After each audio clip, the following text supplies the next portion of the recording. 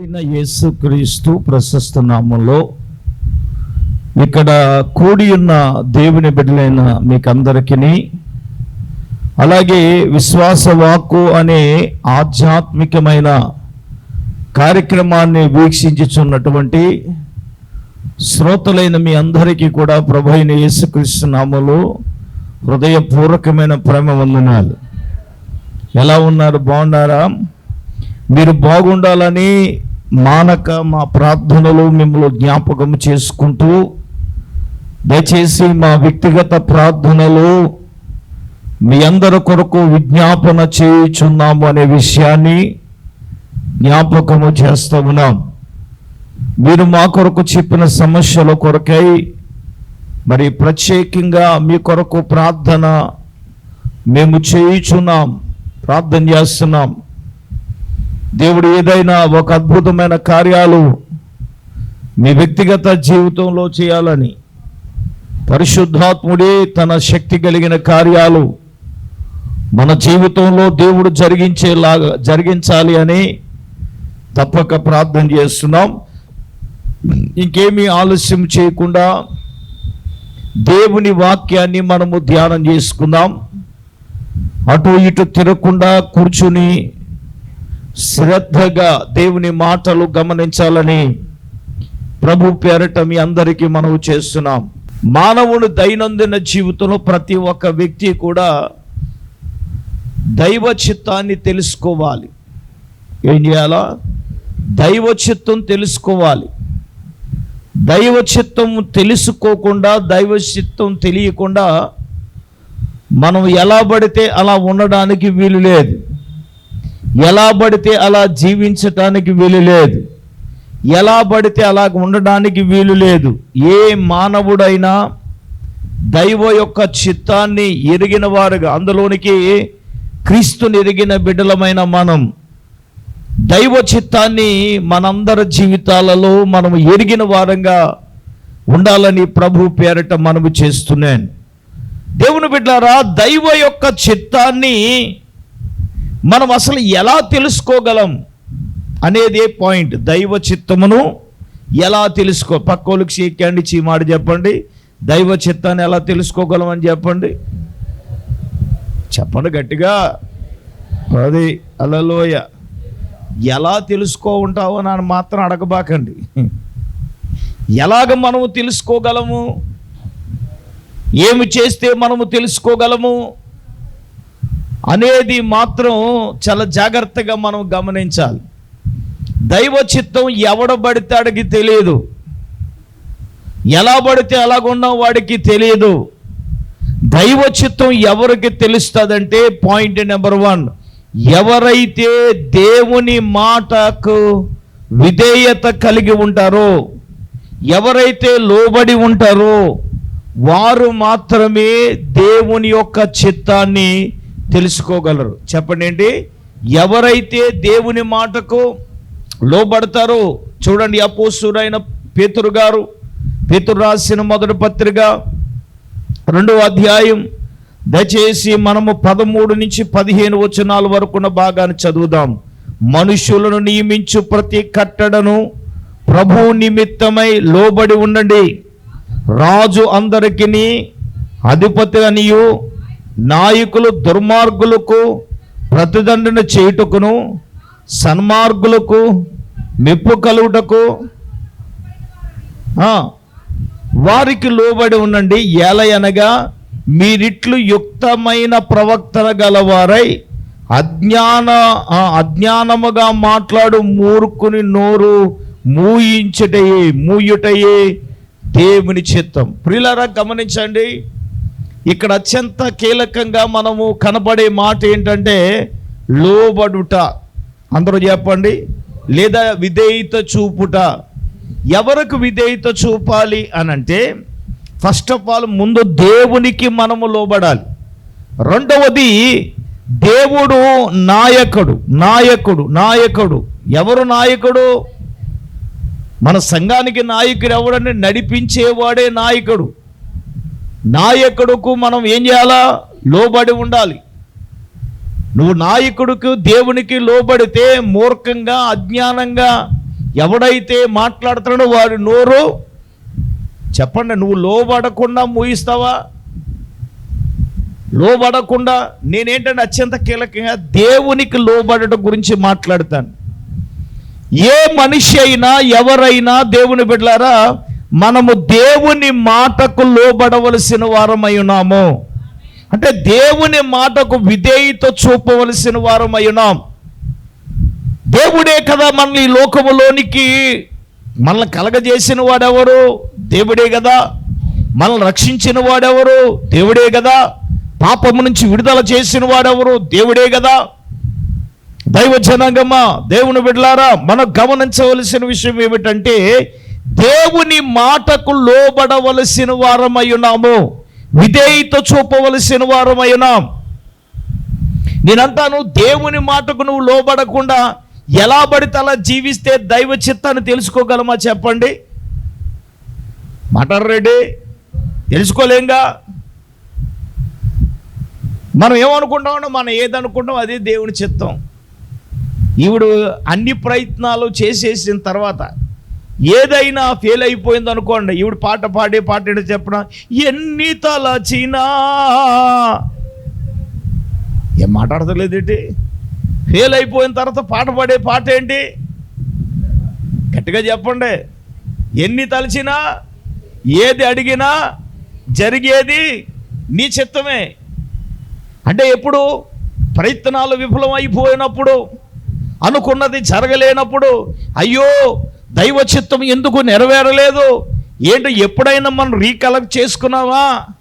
అయ్యో ఆయన మాట వినకపోవటాన్ని బట్టే కదా, ఆయన మాటకు లోబడకపోవడాన్ని బట్టే కదా. ఈరోజు నేను అంటాను, దైవ చిత్తాన్ని ఎవడు తెలుసుకోగలరో తెలుసా? దేవుని మాటకు ఎవడైతే విధేయత చూపుతాడో, లోబడతాడో వాడే దైవ చిత్తాన్ని తెలుసుకోగలడు. చప్పట్లు కొట్టండి గట్టిగా. నేను అడగొచ్చు అమాయకంగా, అయ్యా తెలియదంటే, అవును, దేవునికే లోబడకపోతే దేవుని యొక్క చిత్తం ఎలా తెలుస్తుంది?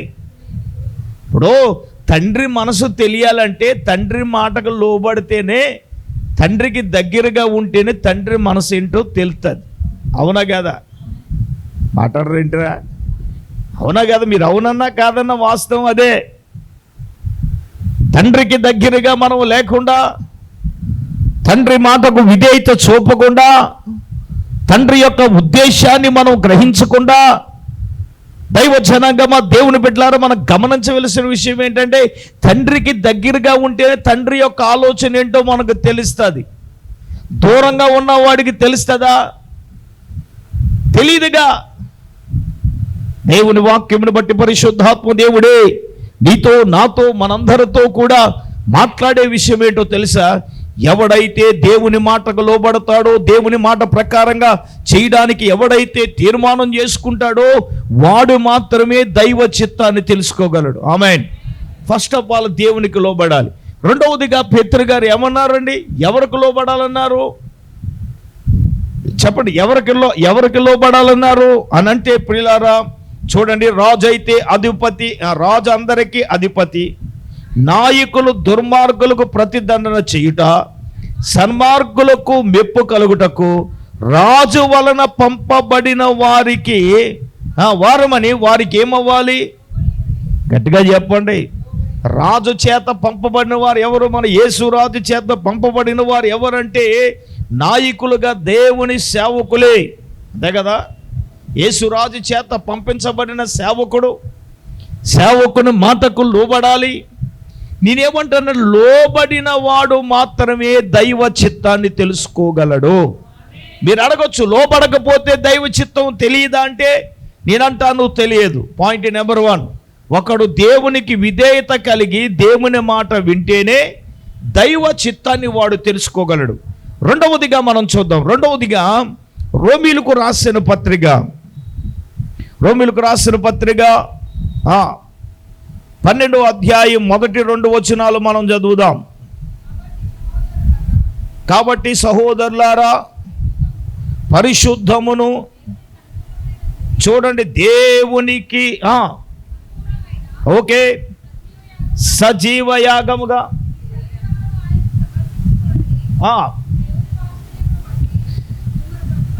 చూడండి, మీరు ఈ లోక మర్యాదను అనుసరింపక ఉత్తమమును అనుకూలమును సంపూర్ణమయ్యున్న దేవుని చిత్తమేదో పరీక్షించి తెలుసుకున్నట్లు, రెండవదిగా మీ మనస్సులో మారి నూతన మగుట వలన రూపాంతరము పొందెదరు. ఆమేన్. అంటే మీ మనస్సులో మారడం అంటే మారు మనస్సు పొంది రూపాంతరం చెందాలి. రూపాంతరం అంటే ఒక దశ నుండి మరొక దశకు మారడాన్ని ఏమంటారు? రూపాంతరం అంటారు. నేను ఎప్పుడు చెప్తా ఉంటాను, గొంగళపూరికి ఎంతమందికి తెలుసండి? చాలా ముద్దుగా ఉంటుంది కదా అమ్మా, చాలా ముద్దుగా ఉంటుంది కదా, ముద్దెట్టుకుంటారు కదా. మరి మాట్లాడరేంటి? ఏమంటే గొంగళపూరికి చూడగానే అల్ఫగారు ఎలాగుంటుంది ఒళ్ళంతా? ఏదో తేళ్ళు అయిపో మాట్లాడినమ్మా, లేదా ముద్దు చాలా ముద్దుగా ఉంది సార్, ముద్దుగా ఉంది అని పట్టుకుంటామా? దాని చూద్దులోకి మనకి దాని పేరు చెప్తేనే ఏమవుతుంది? ఏమన్నా మారుతామ్మ గారు, పేరు చెప్తేనే ఒళ్ళు ఎంత ఏమవుతుంది? గగరబొడి చేస్తుంది కదా. సూతులోకి ఇంకా ఎలాగుంటుంది? ఒక ఆవిడ అలాగే గొంగళపూరు చూసి గొంతులే చేసిందంట. అలా ఆయనేమో దుడ్డుగారట్టుకు వచ్చేసాడట, ఏ పాము అనుకుని కొట్టేద్దామని. ఎంతకేంటది చెప్పండమ్మా? గొంగళపూరికి అంత అడావుడి చేసేసింది. రక్త విజయ్ కొంతమందికి ఏమీ లేని దానికి పెద్ద అడావుడి చేసేస్తారులేండి. చూడండి, అటువంటి గొంగళపూరుకు ఒకనొక సమయంలో ఏమండి పసరు తినేసి దాన్ని ఏమంటారు? లార్వా. దాని చుట్టూ ఏం చేస్తుంది? లార్వాతో ఏం చేస్తుంది? గూడు కట్టుకుంటుంది. ఎవరో మాట్లాడట్లేదు. గొంగళపురుగు. ఇది ఎప్పుడో చాలా సందర్భాల్లో మనం జ్ఞాపకం చేసుకున్నాం. అలా గూడు కట్టుకున్న తర్వాత సుమారుగా 21 దినాల తర్వాత ఆమె ఆ గూడులోంచి ఎలాగొస్తుందో తెలుసా? గూట్లోనికి వెళ్ళేటప్పుడు గొంగళపూరుకి వెళ్ళింది. ఆ గూట్లోంచి వచ్చేటప్పుడు ఎలాగొస్తుందో తెలుసా? చేతకోక సిలికిలాగా. చప్పలు కొట్టండి గట్టిగా. ఒక దశ నుంచి ఇంకో దశకు రూపాంతరం చెందడం అంటే ఏంటో చెప్పనా? మనస్సులు మారడం అంటే గత జీవితంలో బ్రతికిన బ్రతుకులలో మనలో ఏం రావాలి? చాలామందికి మారేమంటున్నారు కానీ మార్పు లేదు. మారేమంటున్నారు, మారు మనసు పొందేమంటున్నారు కానీ త్రాగుడు మానట్లే, సుట్ట మానట్లే, సిగరెట్ మానట్లే. లోకములో ఇలాగ ఉన్న వాటిని కొన్ని ఏం చేయలేకపోతున్నారు? మారలేకపోతున్నారు. నేనేమంటానంటే మారిన వాడు రూపాంతరం చెందినాడు మళ్ళీ దాని జోలికి వెళ్తాడా? చెప్పండి, వెళ్ళరు. తాగునోడు చూస్తాడు, ఒక నాకు వాంతి వచ్చేస్తుందండి అన్నాడు. అది పరిపూర్ణంగా మారాడు కాబట్టి ఒక దశ నుంచి మరొక దశకు ఇప్పుడు దైవ చిత్తాన్ని పరీక్షించి తెలుసుకోవాలంటే మన మనసులో మారి ఏం చెందాలి? రూపాంతరించి మారు మనసు పొందినోడికే దైవ చిత్తాన్ని తెలుస్తుంది.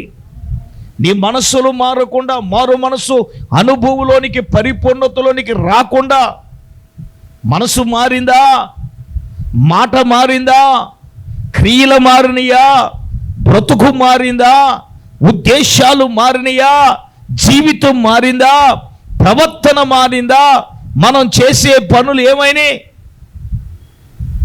మారకుండా రూపాంతరపు అనుభవంలోనికి మనం రాలేం కదా. ఇది ఎలా చూస్తారు? అంతే మరి. మారకపోతే రాము.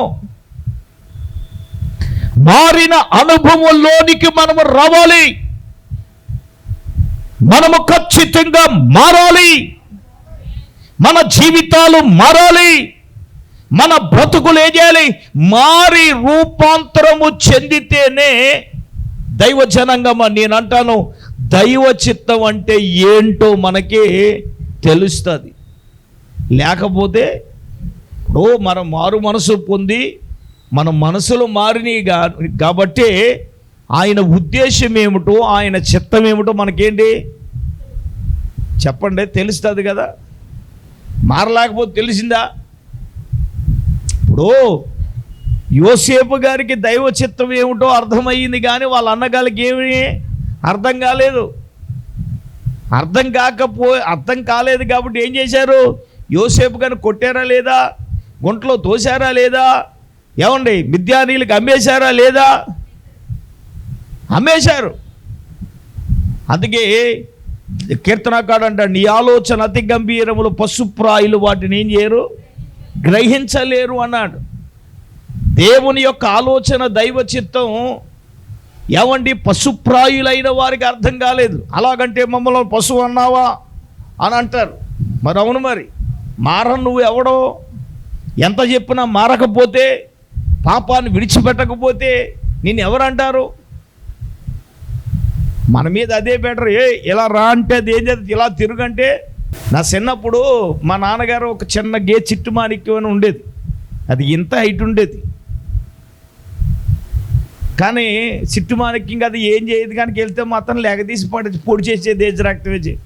ఇక్కడ మన ఎవరో పంతులు గారు ఉంది కదా, మొన్న అలాగే నన్ను పొడి చేసింది, చిట్టుమాణిక్యంలాగా ఉందని వెళ్తేనే.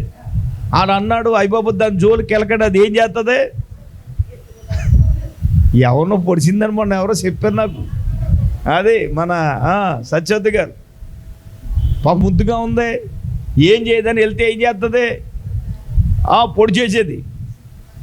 అప్పుడు మాది ఎవరు వెళ్ళేవాళ్ళం కాదు, అది మా నాన్న ఏలేసాడంటే ఎక్కడున్నా సరే పరిగెత్తుకొచ్చేసేది.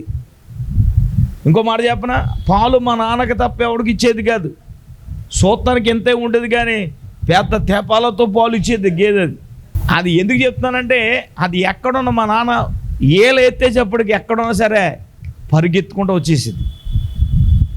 దానికైనా లోబడే తత్వం ఉంది, కానీ మనకు లోబడే తత్వం లేదుగా. పశువుని తీసి పాడేయడానికి వీల్లేదు, అదే లోబడుతుంది యజమానుడికి. అందుకే యెషయా గ్రంథంలో ఏమన్నాడు, గాడిద తన సొంత వానితోటి తెలుసు, ఎద్దు తన కామందును. అయ్య బాబా, అమ్మ యజ్ఞాలు చూస్తున్నారేంటమ్మా, యెషయా గ్రంథం 1వ అధ్యాయంలో వాక్యం లేదా, తెలిసిలే మీకు. రివర్స్ అయిపోతాక నా ప్రజలు, నేను పిల్లల్ని పెంచి పెద్దవారిని గొప్పవారుగా చేస్తే వాళ్ళు నా మీద ఏం చేశారు, తిరగబడ్డారు. దైవ చిత్తం లేనోడు ఎలా పడితే అలా మాట్లాడతాడు, ఎలా పడితే అలా జీవిస్తాడు. వినండి దేవుని బిడ్డలారా, మీరు గమనించాలి. మీ మనస్సులు మారి రూపాంతరం చెందితేనే దేవుని చిత్తాన్ని పరీక్షించి మనం ఏం చేయగలం, తెలుసుకోగలం. మనస్సులు మారకుండా దేవుని మనసు ఏంటో మనకు అర్థమవుతుందా? చెప్పండి అమ్మా, అర్థం కాదు. నీ మనసు మారకుండా నీ మొగుడు ఏంటో నీకు అర్థం కాదు. నువ్వు మారితే నాడు మనసు ఏంటో నీకు అర్థమవుతుంది. కొంతమందికి పెళ్ళైనా 30 ఏళ్ళైనా మొన్న ఒక ఆవిడన్నదమ్మా, ఆయన నాకు అర్థం కావట్లేదు అంటుంది. నేను అడిగాను, 30 సంవత్సరం కాపురం ఎలా చేసేవంటే, ఏదో చేసేసానండి. మరి 3 పిల్లలు, ఎంతమంది? దేవునికి స్తోత్రం. 3 పిల్లలు. ఆడేంటో తెలియకుండానే నవ్వుతాడంటే వాస్తవాలు. ఇప్పుడు కొంతమంది అంటారు కదా, ఏమని నువ్వేంటో నాకు అర్థం కావట్లేదే అంటాడు రక్తం వేసి. ఆవిడంటది, నువ్వేంటో అసలే అర్థం కావట్లేదు. ఆవిడ పేరేం పేరు పెట్టింది, అర్థం కాని మొగుడని ఎట్టిందని పేరు అలా ఆయనకి. ఏమని కానీ చెప్పండి, అర్థం కాని మొగుడని పేరు పెట్టేసింది. యేసు రక్తం వేసి. యేసు రక్తం చెప్పండి, అందరూ కూడా గట్టిగా చెప్పండి. హల్లెలూయా. ఇప్పుడు నీ మనసులో మారకుండా యేసు ప్రభు ఏంటో నీకు అర్థమవుతుందా? యేసు ప్రభు యొక్క చిత్తం తెలుస్తుందా? ఆయన యొక్క ఉద్దేశం తెలుస్తుందంటే తెలియదు. ఎప్పుడు తెలుస్తుందంటే నీ మనస్సులో మారి రూపాంతరపు అనుభవంలోనికి వస్తేనే అది జరుగుతుంది. దేవునికి స్తోత్రం కలుగునుగా. గట్టిగా దేవుని స్తోత్రం చెప్పండి. అందుకే మీ మనస్సులు మారాలి, మీ ఉద్దేశాలు మారాలి, మీ ఆలోచనలు మారాలి, మీ ప్రవర్తన మారితేనే కదా దైవ చిత్తం ఏంటో తెలుస్తుంది. కానీ సమయం లేదు కాబట్టి మనం వెళదాం.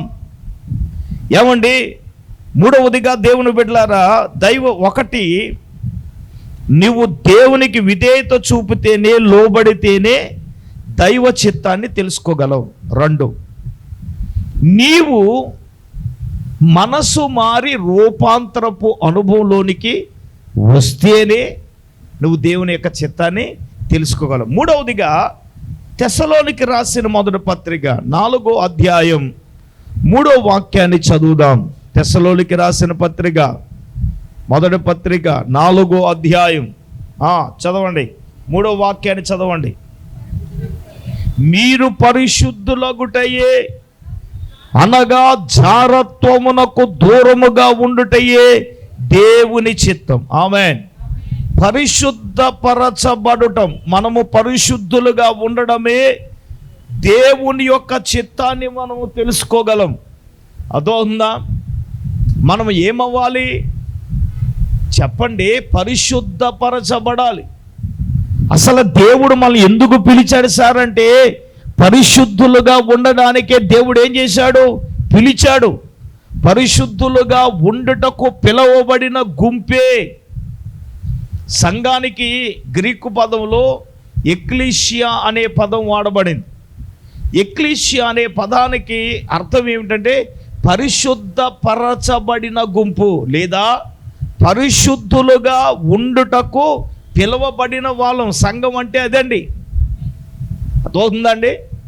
మనము పరిశుద్ధులుగా ఉండబడటానికే మనం ఏం చేసాం? మా సంఘం మా సంఘం మా సంఘం మా సంఘం అంటే అందరికి ఉన్నాయి సంఘాలు. ఈడోడు తాపిమిత్రుడికి ఉంది సంఘం, ఏమంటే వడ్రంగోడికి ఉంది సంఘం, ఎలక్ట్రిక్ ఓడికి ఉంది సంఘం, పెయింటింగ్ ఓడికి ఉంది సంఘం, ఆటో ఓడికి ఉంది సంఘం, అన్నిటికీ ఉన్నాయి సంఘాలు. సంఘం అంటే ఏంటో చెప్పనా? పరిశుద్ధపరచబడుటకు పిలువబడిన గుంపులో ఉన్నవాళ్ళే సంఘం. అందరూ సంఘం కాదా? మా సంఘం మా సంఘం. నువ్వు పరిశుద్ధపరచబడితే సంఘంగా లోనికి వస్తావు. నువ్వు పరిశుద్ధపరచబడకుండా, నీ తలంపులు పరిశుద్ధపరచబడకుండా, నీ ఆలోచనలు పరిశుద్ధపరచబడకుండా దైవ చిత్తం. ఆ దైవ చిత్తం అంటే ఏంటి? పరిశుద్ధంగా నిన్ను నీవు కాపాడుకున్నటకు, ఏమంటే జారత్వానికి. దేనికండి? జారత్వానికి దూరముగా ఉండుటయే దైవ చిత్తం. అంటే అర్థం ఏమిటి? నిన్ను నీవు పరిశుద్ధపరచబడడానికి నువ్వు కొన్నిటికి ఎలా ఉండాలి? మనం దూరంగా ఉండాలి. నాన్న దేనికి దూరంగా ఉండాలి? జారత్వానికి దూరంగా ఉండాలి, పాపానికి దూరంగా ఉండాలి, విగ్రహారాధనకి దూరంగా ఉండాలి, లోక అలవాట్లకు ఎలా ఉండాలి? మనం లోక కోరికలకు మనం ఎలా ఉండాలి? దూరంగా ఉండాలంటే ఒక ఆవిడంటే అయ్యి బాబు దూరంగా ఉండలేకపోతున్నానండి. దూరంగా ఉండలేకపోతే నువ్వు పరిశుద్ధపరచబడగలవా? పరిశుద్ధత కలిగి ఉంటేనే దైవ చిత్తాన్ని మనం తెలుసుకోగలం. ఇది నోటిఫై చేయాలి. ఈరోజు దైవ చిత్తం మనకు అర్థం కావట్లేదు అంటే దాని అర్థం ఏమిటి? ఏమండి, ఈరోజు దైవ చిత్తం మనకు అర్థం కావట్లేదని అర్థం ఏమిటి? ఈరోజు నేను చెప్తున్నాను, ప్రభు బల్లారాధనకు ముందు స్వపక్ష ప్రార్థన ఏంటంటే మనలను మనం ఈ రాత్రి ఏం చేయాలా? పరిశుద్ధ పరుచుకోవడానికి. అది ఎంతమంది వచ్చారు? రేపు మాత్రం ఫుల్ ప్యాకప్. దేవునికి స్తోత్రం. మళ్ళీ నాకు మేకప్. హల్లెలూయా. దేవునికి స్తోత్రం. చెప్పండి గట్టిగా హల్లెలూయా. రేపొద్దున మరి ఏ ఫంక్షన్లు లేకపోతే మళ్ళీ పర్లేదు, యేసు రక్తమే చేయి. దేవుని కృపలు ఈ మధ్యన ఇటువంటి రికమెండేషన్లు తగ్గినాయి. ముఖమాటం లేకుండా చెప్పేస్తున్నాను. హల్లెలూయా. కొంచెం ఉంచండి, వంచనాలు కంచడాలు లేవు. ఆ టయానికి వస్తేనే దేవునికి స్తోత్రం. దైవ చిత్తం అంటే ఏంటి నాన్న? పరిశుద్ధపరచుకోవడమే దైవ చిత్తం. పరిశుద్ధంగా ప్రభుల వారు అన్నారు, నేను పరిశుద్ధుని కాబట్టి మీరును కూడా ఎలాగ ఉండాలన్నారు ఆయన. నేను పరిశుద్ధుని, మీరును ఎలాగ ఉండాలన్నారు ఆయన? పరిశుద్ధులుగానే ఉండాలన్నాడు. చూడండి, ఇదే పేతురు రాసిన పత్రిక 1వ అధ్యాయము 14-15 వచనాలు చదవండి ఒకసారి. ఇదే 1 పేతురు 1వ అధ్యాయం 14-15 వచనాలు చదవండి. నేను పరిశుద్ధుడై ఉన్నాను గనుక మీరును పరిశుద్ధులై ఉండండి. కాగా మీరు విధేయులకు పిల్లలై మీ పూర్వపు అజ్ఞాన దశలో మీకుండిన ఆశలను అనుసరించి ప్రవర్తింపక మిమ్మును పిలిచిన వాడు పరిశుద్ధుడైన ప్రకారము మీరును సమస్త ప్రవర్తనలో ఎలాగుండాలి?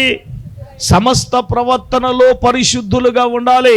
దైవ జనాంగమా, దేవుని బిడ్డలారా, ఈ రాత్రి మనం గ్రహించవలసిన విషయం ఏమిటంటే సమస్త ప్రవర్తనలో కూడా మనం ఎలాగుండాలి అంటే పరిశుద్ధులుగా ఉండాలి.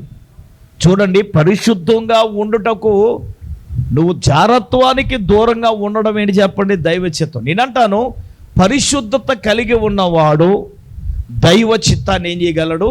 తెలుసుకోగలడు. ఆమేన్. ఎవరు తెలుసుకోగలడు చెప్పండి? పరిశుద్ధులుగా ఉండగలిగినోడు తెలుసుకోగలడు. నువ్వు పడతావు పరిశుద్ధత లేకున్నా. పరిశుద్ధత లేకపోతే ప్రభువుని చూడలేము. పరిశుద్ధత లేకపోతే ప్రభువుని చూడడం కాదు, పరిశుద్ధత లేకపోతే దేవుని చిత్తాన్ని నువ్వు తెలుసుకోలేవు కదా. దైవ చిత్తమును ఎరిగి ఉండుట అనేది అత్యంత కీలకమైనది. నిన్ను నీవు పరిశుద్ధపరచుకోవడం, జారత్వానికి దూరంగా ఉండటం, శరీర సంబంధమైన కార్యాలకు దూరంగా ఉండడమే నువ్వు పరిశుద్ధపరచుకోవడం. అదే దైవ చిత్తం అన్నాడు. ఈ రోజున అది తెలియక చాలామంది బోల్తా పడుతున్నారు. ఏం పడుతున్నారు? బోల్తా పడుతున్నారు. బోల్తా పడడం అంటే అర్థం ఏమిటి? ఏదైనా తమకు అనుకూలంగా మార్చేసుకోవడమే. హలో, అలా కాదు, అలా కాదు. సమస్త ప్రవర్తన యందు మిమ్మల్ని పిలిచినవాడు పరిశుద్ధుడైన ప్రకారం మీరును సమస్త ప్రవర్తనలో పరిశుద్ధత కలిగి ఉంటేనే. ఆమేన్. పరిశుద్ధత కలిగి లేకపోతే ఏంటి? వాక్యాన్ని ఉన్నట్టుగా బోధించడం నా కొరకంటే, ఇప్పుడు నేను పరిశుద్ధత గురించి చెప్తున్నాను, అయ్యగారు నా గురించి చెప్పాడని నేనేం చేయలా. ఒకవేళ మనము తలంపల్లో ఆలోచనలప్పుడు మన జీవితాన్ని ఏం చేయాలి? మార్చుకోవాలి. లోకానుసారంగా బ్రతుకుతాను, ఇక్కడికి వచ్చి ఎగురుతానంటే కుదరతుంది. దేవుడు అసలు ఒప్పుకుంటాడా? ఇస్కరియోతుకి యోధా లాంటి క్షమించలేదు యేసుప్రభు. క్షమించాడా చెప్పండి? అలాగని పాపం ఆ లాస్ట్లో పాపం మారు మనసు పొందాడు. అంతా అయిపోయిన తర్వాత పని ఏముంది? అప్పటికే జరగవలసిన నష్టం జరిగిపోయింది. పాపం ఈడు తీసుకున్న 30 వెండి నాణాలు విసరగొట్టాడు. విసరగొట్టిన ఏం పని జరగల. అప్పటికే జరగవలసిన నష్టం అంతా ఏం జరిగింది? నా జీవితంలో నష్టం జరిగిన తర్వాత ఇస్కరియోతు యూదాలకు మారు మనసు పొందుతానంటే నీకు ఊరే తప్ప ఇంకేమీ లేదు. అదే అంటారు, దీపం ఉండగానే ఇల్లు చక్క పెట్టుకోవాలి. బైబిల్ చెప్తుంది, నేడు అనబడిన సమయం ఉండగానే నువ్వేం చేయాలా? మనసు మార్చుకోవాలి, నీ జీవితాన్ని మార్చుకోవాలి. నువ్వు లోకానికి, లోకాశలకు దూరంగా ఉండాలి. నువ్వు ఇలాగ బ్రతికి ఉన్నావంటే దేవుణ్ణి బట్టే కదా. ఈరోజు కొన్ని ఈవెన్లు ఇచ్చాడంటే నాకు అదే భయం. అది దేవునికి స్తోత్రం. ఈరోజు విర్రవిగిపోవడానికి ఏమీ లేదమ్మా. దేవుడు కంటలో ప్రాణం పెట్టాడు కాబట్టే. అదే ప్రాణం పోతే మీరు అందరూ ఉంచుతారా నన్ను ఇక్కడ? చెప్పండి. మా అయ్యగారు ఇన్ని కోట్లు పెట్టి ఇన్ని కట్టారు, ఉండండి అయ్యగారు ఒక రోజు అంటారా? హాయ్ బాబు పొద్దున్న అయిపోయింది, మరి తీసుకెళ్ళిపోతే మంచిది పెందలకాడే. మరి అన్నాలో కొంతమంది బ్యాచ్ ఉంటారు, రావుడు బ్యాచ్, హెచ్ రక్త వేచి పెందలకాడ అక్కడ తీసుకెళ్తే వాళ్ళకి పని అయిపోతుందని బ్యాచ్ ఉంటారు వాళ్ళు. ఏంటంటే అయ్యగారు అంత మాట అంటారు ఏంటంటే, ఏమో నేను సిద్ధపడ్డాను, దేవునికి స్తోత్రం. నేను సిద్ధపాటు కలిగి ఉన్నాను, దేవునికి స్తోత్రం. మీరు సిద్ధపడ్డారా? ఏంటంటే బాబు ఎలక రేపు మనం ఎక్కపోతున్నారు, ఏంటంటే అయ్యగారు ఈ మాటలేంటి అన్నట్టుగా చూస్తున్నారు. దేవునికి స్తోత్రం. ఏమో ఎప్పుడు ఏం జరుగుతుంది ఎవడు తెలుస్తుంది. బీరడి కంఠంతో ప్రాణం ఉంది కాబట్టి ఈ రోజున ఏదైనా చేయగలుగుతున్నావు.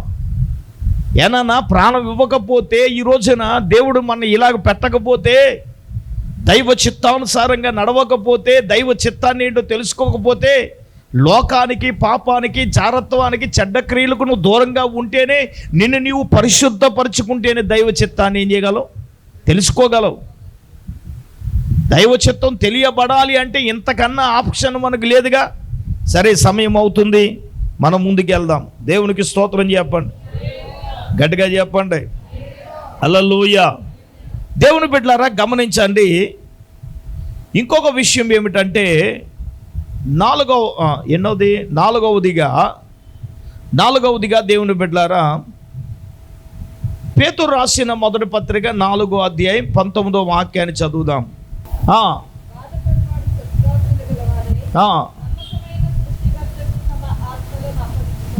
ఒకటి వినండి, మనము బాధపడడం, సత్ప్రవర్తన కలిగి ఉండడం, దేవుని యొక్క చిత్త ప్రకారముగా బాధపడితేనే, తర్వాత సత్ప్రవర్తన కలిగి ఉంటేనే, తర్వాత నమ్మకమైన సృష్టికర్తయగు మన ఆత్మలను ఆయన ఏం చేయాలో అప్పగించుకోవాలి. ఇక్కడ ఏముందో తెలుసా? బాధపడుట, తర్వాత సత్ప్రవర్తన కలిగి ఉండుట. ఇక రెండు అత్యంత కీలకమైన విషయాలు ఉన్నాయి. ఈ రెండు విషయాలలో నాలుగవది ఏంటంటే బాధపడడం, శ్రమ పడడం. వినండి, దైవ చిత్తం లేకుండా మనం శ్రమ పడ్డం.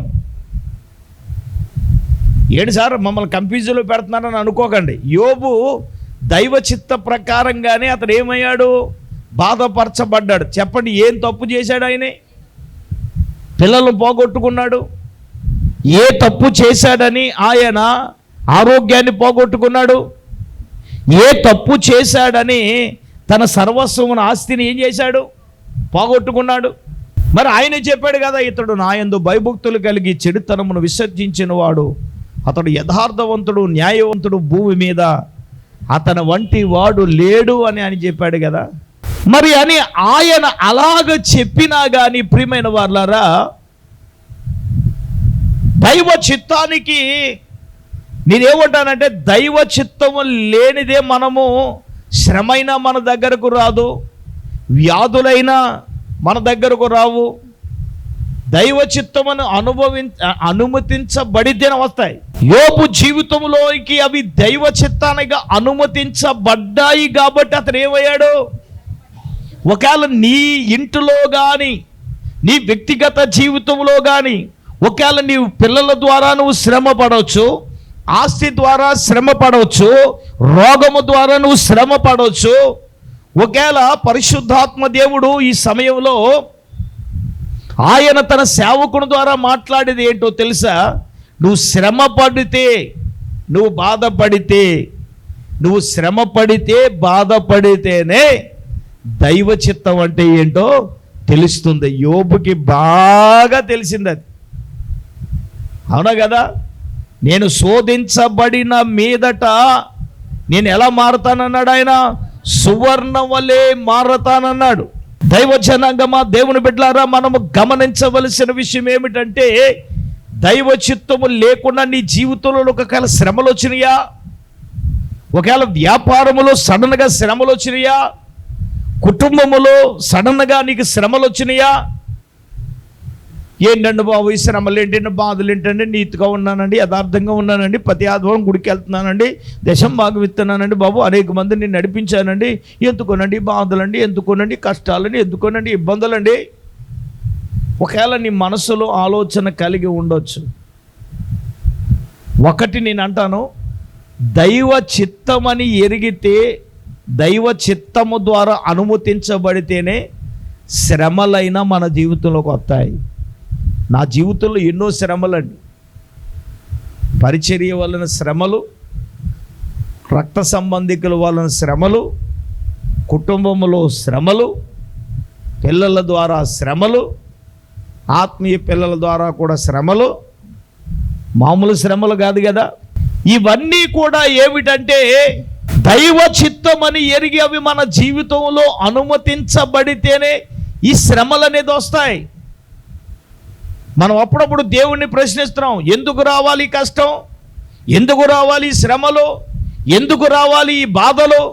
నేను అన్ని విషయంలో యథార్థంగా ఉంటున్నాను, నమ్మకంగా ఉంటున్నాను, దేవుడు చేసే విషయంలో ఏ లోటు లేకుండా నేను చేస్తున్నాను అనేవారు లేరా? తలంచేవారు లేరంటే నాన్న, తలంచే వాళ్ళు ఉన్నారు. నేనంటాను, దైవ చిత్తము అనుమతిస్తేనే శ్రమలు, మన బాధలు మన జీవితంలోకి వస్తాయి. ఎంతమంది ఈ మాటను అంగీకరించి చేతులెత్తి ఆమేన్ చెప్పండి. కొంతమంది ఆమేన్ అని చెప్పట్లేదు. అవి మన జీవితంలోనికి మనము అనుమతించే అది దైవ చిత్తమని మనం ఎరిగామా? చూడండి, అదే పేతురు రాసిన పత్రికలో ఒక మాట అన్నాడు. 3వ అధ్యాయం 1 పేతురు రాసిన పత్రిక 17వ వచనం చదవండి. క్రీస్తునందు మీరు సత్ప్రవర్తన మీద ఎవడైనను అపనింద వేయువాడు సిగ్గుపడుదురు. దేవుని చిత్తం అలాగూ ఉన్న ఎడల కీడు చేసి శ్రమపడుడు కంటే మేలు చేసి శ్రమపడుటయే బహు మంచిది. గట్టిగా దేవుని స్తోత్రం చెప్పండి. క్రీస్తు విషయమే క్రీస్తునందు మీ సత్ప్రవర్తన మీద ఎవడైనా అపవింద వేయువాడే సిగ్గుపడతాడు. ఒకడు వచ్చి ఇందాక అదే అన్నాడు, రే నా మీద నిందేటకి నా యేసుబాబు మీద వేశారు, నాకు తెలిసినంత వరకు నేను ఎవరికి నేనేమి చేయను, నా పని ఏదో నాది. అంతే కదండి. నా ఊరుడు కూడా నాకు అనవసరం ఏముంది, దేంట్లో కూడా నేను తలదూర్చను, నాకు పని ఏంటి, నాకు పనే ఉంది అన్నాడు. కాదండి మీకు శత్రువులు ఉన్నారని అంటున్నాడు. అయ్యి బాబు నాకు తెలియని శత్రువులు ఎవరంటే ఎందుకులేండి పేరు అంటున్నాడు. దేవునికి స్తోత్రం.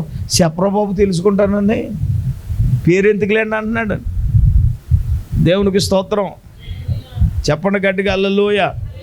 అప్పుడు నేను అనుకున్నాను, అయ్యి బాబు పేరు తెలియని నాకు తెలియని శత్రువులు నాకు ఉన్నారా అని నేను అనుకున్నాను. నేను ఎవరికైనా ఏం చేయలేదండి బాబు, నా పని ఏది నేను చూసుకుంటానండి బాబు, నాకు ఎవరితో పని అండి బాబు అన్నాను నేను. లేదు సార్ ఉన్నారు సార్, మీ మీద కొత్త అన్నారు సార్ అన్నాడు. ఏసు రక్త విజయం తీసుకొచ్చాను సార్ ఒకసారి, అలా ఎవరో ఏజ్ బాబు దగ్గర తేల్చేస్తామన్నాను. దేవునికి స్తోత్రం చెప్పండి గట్టిగా హల్లెలూయా. నీ సత్ప్రవర్తన మీద ఎవడైతే అపనిందేస్తాడో వాడే ఏమవుతాడు, సిగ్గుపడతాడు అని ఏమన్నాడు తెలుసా? ఇక్కడ ఏమన్నాడు అంటే దేవుని చిత్తం అలాగ ఉన్న ఎడల కీడు చేసి శ్రమపడుట కంటే మేలు చేసి శ్రమ పడడమే మంచిది కాదు, బహు మంచిది అన్నాడు.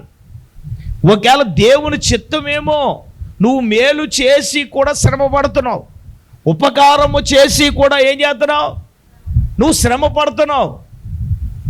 అంతే కదండి. మరి ఏమోనండి బాబు, నేను ఎప్పుడు కూడా సూపు చూడలేదండి బాబు, చాలా నేను ఎప్పుడు పెట్టినప్పుడు కూడా 2 సూపులు చూడలేదండి అయ్యగారు, అంతా మంచిగానే చూశానండి, అంతా మంచిగా చేశానండి. ఒకవేళ లేదు అంటే నేను తింటాం మానేశాను, పెట్టేశానండి అయ్యగారు, నాకని కూడా చూసుకోలేదండి, అంతా మంచి చేశానండి బాబు. నువ్వు అంతా మంచి చేస్తేనే నువ్వు శ్రమ. ఇప్పుడు అక్కడ ఏమన్నాడు, మేలు చేసి దేవుని చిత్తం అలాగ ఉన్న ఎడల కీడు చేసి శ్రమ పడేదానికంటే మేలు చేసి శ్రమ పడడమే బహు మంచిది. ఒకవేళ నీ దైనందిన జీవితంలో నువ్వు ఉపకారము చేసి మేలు చేసి కూడా ఒకవేళ నువ్వు శ్రమ పడితే బాధపడితే అది దైవ చిత్తం కదా. మరి యోబు గారు అదే అన్నాడు, ఇదిగో నా ఆస్తి పోయినా ఏం పోయినా నాకేం పర్లేదు, ఆయనకు అర్థమైపోయింది. కానీ మనలో చాలామంది పెద్ద మనుషులకి అర్థం కాదు. ఏదో గుడ్డెద్దు చేలో పడిపోయినట్టుగా బాధలు ఎందుకు వస్తున్నాయి, కష్టాలు ఎందుకు వస్తున్నాయి, ఇబ్బందులు ఎందుకు వస్తున్నాయి? ఎప్పుడైనా మనం దేవుణ్ణి అడిగామా? దేవుని దగ్గర పరిశీలన చేసుకున్నావా?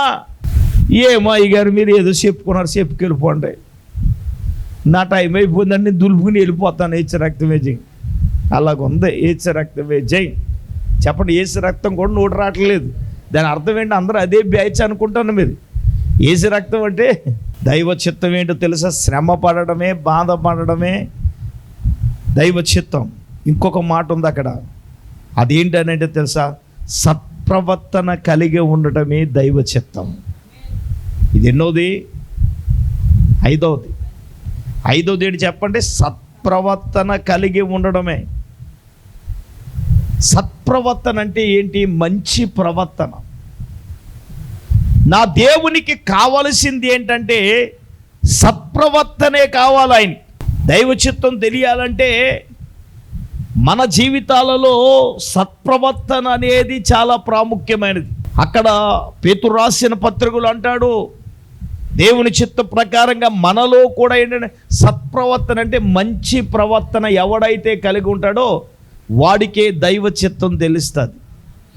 మీరు అడగొచ్చు, సత్ప్రవర్తన లేకపోతే, మంచి ప్రవర్తన లేకపోతే దైవ చిత్తం తెలియబడదంటే నేను అంటాను, తెలియబడదు.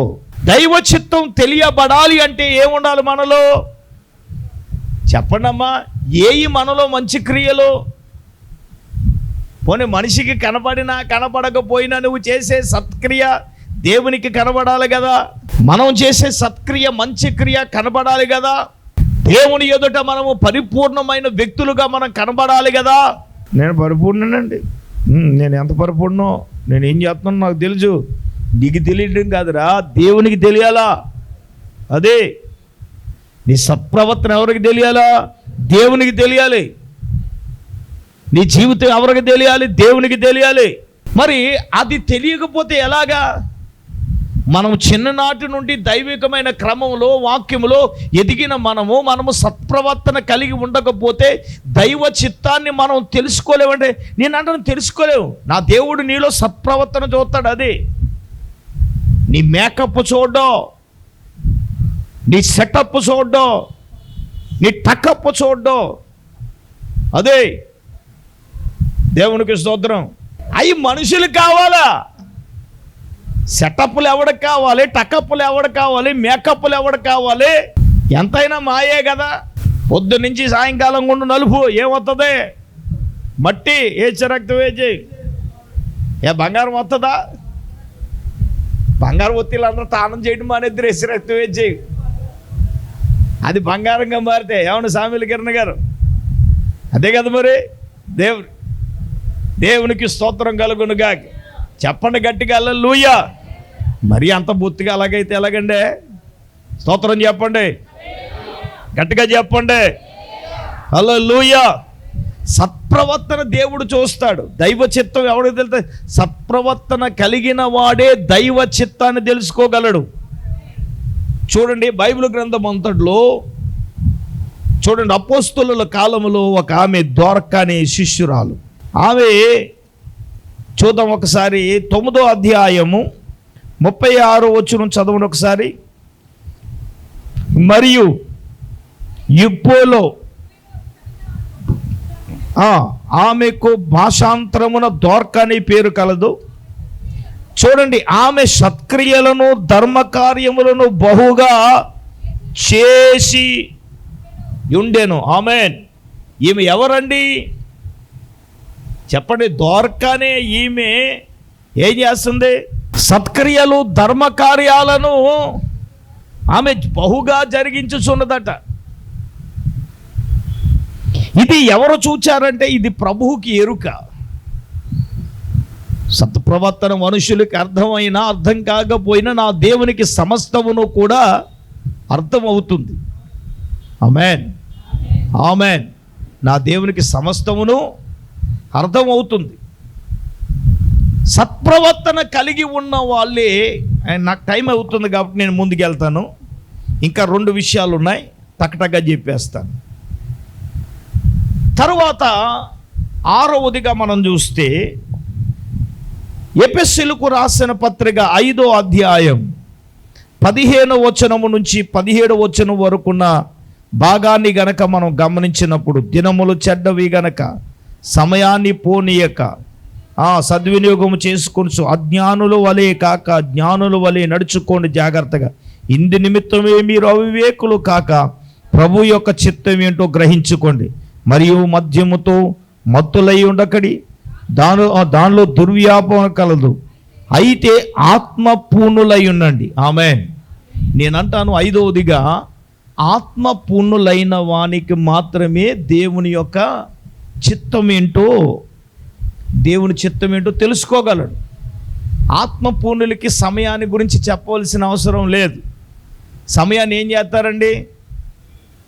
సద్వినియోగము చేసుకుంటారు కదా. పౌలు చెప్పింది అదే, ఇందు నిమిత్తము మీరు అవివేకులు కాక ప్రభు యొక్క చిత్తం ఏంటో మీరు ఏం చేయాలా? గ్రహించుకోండి అన్నాడు. ఏ విషయంలోనూ?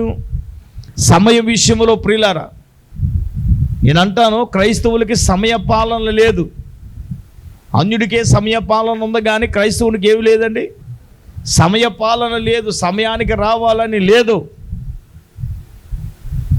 బైబిల్ కూడా ఏం చెప్తుంది? సమయాన్ని సద్వినియోగము చేసుకునడాన్ని బట్టి దైవ చిత్తం అంటే ఏంటో తెలుస్తుంది కదా. సపోజ్ డాక్టర్ మేనేజర్ గారు డాక్టర్ లోన్ రాస్తాను 10 గంటలకు రమ్మన్నాడు అనుకోండి, మనం ఎప్పుడు వెళ్తాం చెప్పండి? గుడికి 7 గంటల ప్రార్థన అంటే నడిపించిన నానామంటే 8ంటికి వచ్చాం కదా. కొంతమంది గంట ముందు వెళ్తామా? కాదు, పావు తక్కువ 10 గంటలకి గేట్లు పెట్టుకుని వేలాడతారు. అవునా కదా? మరి అక్కడ ఉన్న సమయ పాలన ఇక్కడ ఎందుకు లేదు? సమయాన్ని మనం ఎందుకు సద్వినియోగం చేసుకోలేకపోతున్నామండి? చెప్తామండి అక్కడండి ఇక్కడండి అక్కడండి. అయ్యి బాబోయ్ ఎంత స్ట్రిక్ట్ అనండి, సొల్లు కొవ్వులు చెప్పక వేసి రక్తం వేసి అదే స్ట్రిక్ట్ ఇక్కడ ఉందో, మరి మనం పాటించాలి కదా. ఇప్పుడు ఇస్సాక్ గారు యాసావుని రమ్మన్నాడు, రే వెళ్ళి చక్కగా వడ్డించి తీసుకురా, తినేసి నేను ఏం చేస్తానన్నాడు? ఆశీర్వదిస్తానని చెప్పాడుగా. ఆశీర్వదిస్తానని చెప్పాడు. మనోడు పాపం వెళ్ళి అమాయకంగా ఏటాడి తీసుకొచ్చే లోపల రైట్ టైంకే, ఏ టైం ఎలాగైతే యాకోబు గారు రైట్ టైంలో తీసుకొచ్చాడు అంటే సమయాన్ని సద్వినియోగం చేసుకున్నాడు, తెచ్చాడు, తండ్రికి పెట్టేశాడు. తండ్రి దగ్గర ఆశీర్వాదాలు ఏం చేశాడు? సమయానికి సద్వినియోగం చేసుకున్న వాడికి ఆశీర్వాదాలు వస్తాయి. సమయాన్ని విషయంలో నిర్లక్ష్యం చేసేవాడికి ఆశీర్వాదం రాదు. నేనేమంటానంటే ఆత్మ పూర్ణుల లక్షణం ఏంటి చెప్పన? సమయాన్ని వాడు సద్వినియోగం చేసుకుంటాడు, వాడు ఆత్మ పూర్ణులై ఉంటాడు. లోకములో ఉన్నటువంటి మధ్యాహ్నానికి దుర్వ్యాపారానికి వాడు దూరంగా ఉంటాడు. ఎందుకో చెప్పన? ఆత్మ పూర్ణులకి తగదది. అందరూ ఆత్మ పూర్ణులు కాదు. ఎవడైతే వీటికి దూరంగా ఉంటాడో, సమయాన్ని ఎవడైతే సద్వినియోగం చేసుకుంటాడో వాడే ఆత్మపూర్ణుడు. ఆమేన్. పద్దాగా మీరు సమయానికి రండి అని చెప్పవలసిన అవసరం లేదు. దైవ చిత్తాన్ని నువ్వు తెలుసుకోవాలి అంటే నీ జీవితంలో సమయాన్ని నువ్వు సద్వినియోగం చేసుకుని ఆత్మచేత నిండుకొనిన అనుభవం, ఆత్మలో పరిపూర్ణతలో నీకు నువ్వు రావాలి. ఎవడో ఆత్మపూర్ణుడయ్యా అంటే ఎవడో పడితే ఆడు కాదు. ఆత్మచేత నింపబడినవాడు, మారు మనసు పొందిన అనుభవంలో వచ్చినవాడు, పరిశుద్ధ జీవితాన్ని కలిగినవాడు, క్రీస్తు కొరకు శ్రమలు అనుభవించినవాడు, క్రీస్తు కొరకు సత్ప్రవర్తన కలిగి ఉన్నవాడు. వీళ్ళలోనే ఈ 6 క్వాలిటీలు ఉన్నవాడే ఆత్మపూర్ణుడు. ఎవడబడితాడు కాదు. అవునా కదా? అవునన్నా కాదన్న వాస్తవమైన మాట ఇదే. ఈ రోజున దైవ జనంగా మా దేవుని బిడ్డలారా, పరిశుద్ధాత్మ దేవుడు తన వాక్యం ద్వారా నీతో నాతో మనందరితో కూడా సూటిగా స్పష్టంగా పరిశుద్ధాత్మ దేవుడే మనతో మాట్లాడుతున్నాడు. దేవునికి స్తోత్రం చెప్పండి. చివరిది 7వది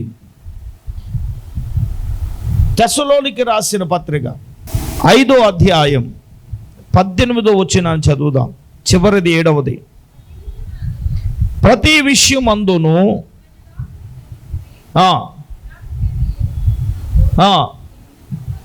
దేవుని చిత్తం. ఆమేన్. చివరిది 7వది, మనము కృతజ్ఞత మన జీవితంలో కలిగి ఉండడమే దైవ చిత్తం. చెప్పండి ఏంటి? అందరూ చెప్పండి ఏంటంటే కృతజ్ఞత. గట్టిగా చెప్పండి ఏంటంట? కృతజ్ఞత కలిగి ఉండడం. దేవుడు మానవులమైన మన జీవితాలలో దేవుడు ఎన్నో మేలులు చేస్తున్నప్పుడు మనం ఏం చేయాలి? అసలు మనం దేవుని సన్నిధానానికి వెళ్ళినందుకు ఎందుకు? దేవుడు మనల్ని కాపాడినందుకు దేవునికి ఏం చెల్లించాలి? దేవుడు మనకిచ్చిన ఆరోగ్యాన్ని బట్టి ఏం చేయాలి మనం? దేవుడు మనలను కాపాడుతున్నందుకు, దేవుడు మన పట్ల చేస్తున్న మేలును బట్టి, దేవుడు మన పట్ల చేస్తున్న ఉపకారములు బట్టి మనము దేవునికి ఏం చెల్లించాలి అంటే కృతజ్ఞతలు చెల్లించవలసిన వారమై ఉన్నాం.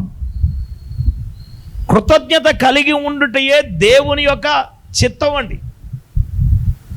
ఆఫ్టర్ ఆల్ ఒక మనిషి ఏదైనా చిన్న ఉపకారం చేసేవాడికి ఏమంటాం? ఒరే నువ్వు చేసిన ఉపకారానికి ఈ జన్మకే ఏంటి చెప్పండి?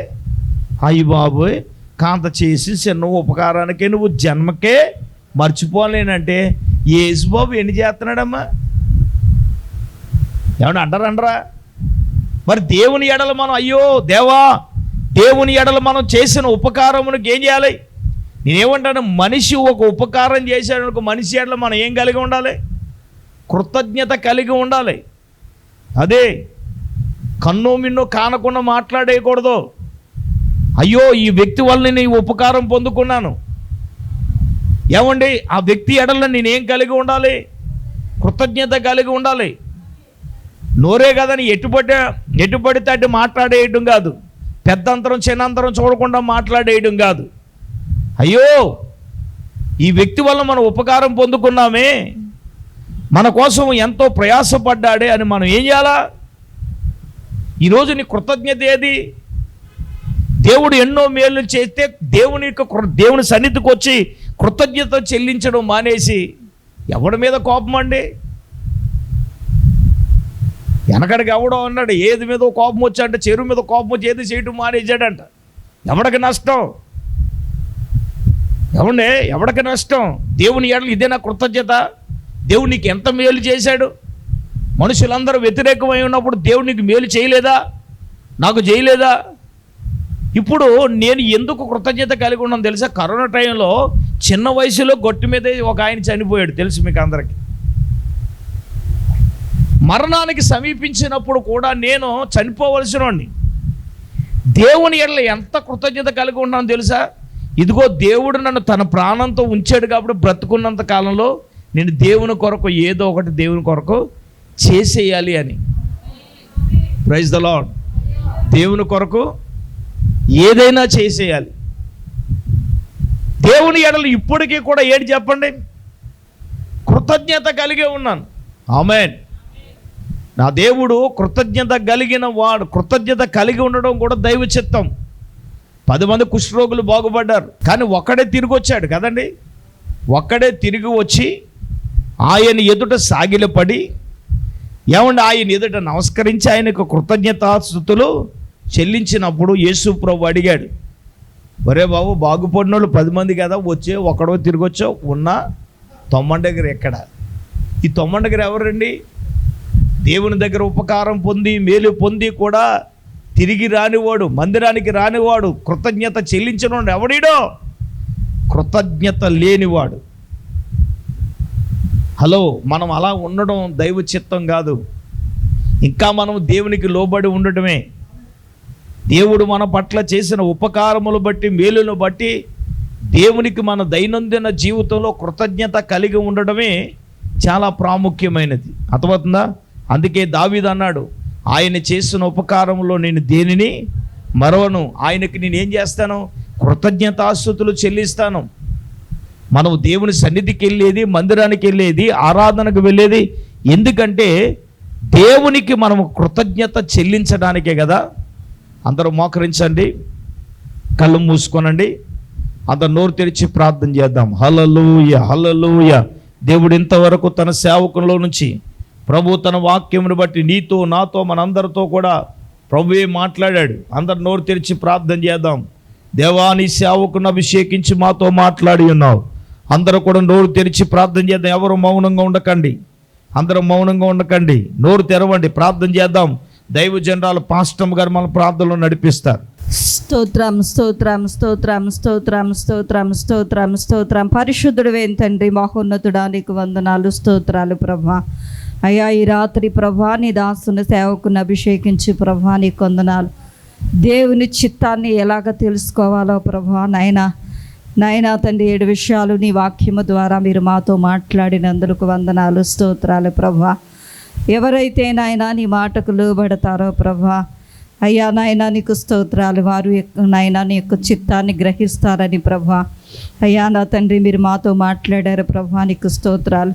అయ్యా నా తండ్రి నీకు స్తోత్రాలు. ఎవరైతే రూపాంతరం చెందుతారో ప్రభా, మారు మనసు పొందుతారో, రూపాంతరం అనుభవాన్ని కలిగి ఉంటారో ప్రభా, వారు దేవుని యొక్క చిత్తాన్ని నైనా నా తండ్రి తెలుసుకుంటారని ప్రభా, గ్రహిస్తారని మాట్లాడావు ప్రభా, నీకు వందనాలు తండ్రి. అటువంటి అనుభవంలోనికి మమ్మల్ని నడిపించండి నాయనా, నీకు వందనాలు ప్రభా. అయ్యా నా తండ్రి నీకు స్తోత్రాలు ప్రభా. శ్రమలు పడటం, బాధ అనుభవించటం అయ్యా నాయనా నీ చిత్తం ప్రభా, నీకు వందనాలు. అయ్యా నీ చిత్తము లేకుండా నాయనా మేము బాధపడం, శ్రమలు పొందము తండ్రి, నీకు వందనాలు ప్రభా. అయ్యా నాయనా నా తండ్రి అది నీ చిత్తమని మేము గ్రహిస్తాం ప్రభా, నీకు వందనాలు. అలాగే తండ్రి సత్ప్రవర్తన కలిగిన వారు ప్రభా, అయ్యా నాయనా నీకు స్తోత్రాలు. మేలు చేసేవారు, మంచి కార్యాలు చేసేవారు నాయనా, మంచి క్రియలు కలిగిన వారు ప్రభా, అయ్యా నాయనా నీకు స్తోత్రాలు తండ్రి. నీ చిత్తాన్ని గ్రహిస్తారని ప్రభా, అయ్యా నా ప్రభా నీకు స్తోత్రాలు ప్రభా. అవును నాయనా, మాలో మంచి ప్రవర్తన ఉండాలి, అది నీవు చూస్తూ ఉన్నావు తండ్రి, నీకు వందనాలు. ఎవరైతే ఆ మంచి ప్రవర్తన నాయన కలిగి ఉంటారో ప్రభా, అయ్యా సత్క్రియలు జరిగిస్తారో ప్రభా, సత్ప్రవర్తన కలిగి ఉంటారో తండ్రి, వారిని చిత్తాన్ని గ్రహిస్తారని ప్రభా మీరు మాతో మాట్లాడారు తండ్రి. యేసయ్య అటువంటి అనుభవంలోనికి మమ్మల్ని నడిపించండి నాయనా, నీకు స్తోత్రాలు ప్రభా. ఈ రాత్రి విత్తబండి మాటలు మా హృదయాల్లో అయ్యా ఫలింపు చేయమని ప్రార్థన చేస్తూ ఉన్నాను తండ్రి, నీకు వందనాలు ప్రభా. అయ్యా నాయనా సత్ప్రవర్తన కలిగి మేము ఉండటానికి సహాయం దయచే తండ్రి. అయ్యా నీకు స్తోత్రాలు ప్రభా. అయ్యా నాయనా నా తండ్రి నీకు స్తోత్రాలు ప్రభా. నీ చిత్తాన్ని ప్రభా, అయ్యా నాయనా నా తండ్రి నీవు చేస్తున్న మేలులకు ప్రభా, అయ్యా ఉపకారాలకు నాయనా నీకు స్తోత్రాలు ప్రభా. మేము కృతజ్ఞత కలిగి ఉండాలని ప్రభా, కృతజ్ఞత కలిగి ఉండటం దేవుని చిత్తమని ప్రభా మీరు మాతో మాట్లాడారు తండ్రి, నీకు వందనాలు ప్రభా. అయ్యా నాయనా నీకు స్తోత్రాలు. ఈ 7 విషయాలు కూడా ప్రభా మా హృదయాల్లో భద్రపరచుకోవడానికి సహాయం దయచేయండి అయ్యా నా ప్రభా, నీకు స్తోత్రాలు నాయనా. మంచి ప్రవర్తన కలిగిన అయినా అయ్యా నాయనా నీ చిత్తాన్ని గ్రహించే వారముగా మేము ఉండటానికి సహాయం దయచేయమని ప్రార్థన చేస్తున్నాను తండ్రి. ఈ వాక్యాన్ని వింటున్న బిడ్డలందరినీ జ్ఞాపకం చేసుకోనండి. కూడి వచ్చిన ప్రతి ఒక్క బిడ్డని బలపరచి మీరే మహిమ పొందమని యేసయ్య పరిశుద్ధ నామములో ప్రార్థన చేసి అడిగి వేడుకొంచున్నాం మా పరమ తండ్రి, ఆమేన్. మన పరమ తండ్రి అయిన దేవుని ప్రేమ, మన ప్రభువును రక్షకుడైన యేసుక్రీస్తు ప్రభువు వారి యొక్క దివ్యమైన కృప, పరిశుద్ధాత్మ దేవుని కన్యుని సహవాసం ప్రభు బిడ్లారా ఇక్కడ కూండలకు సదాకాలము తోడైనను గాక. ఆమేన్, ఆమేన్.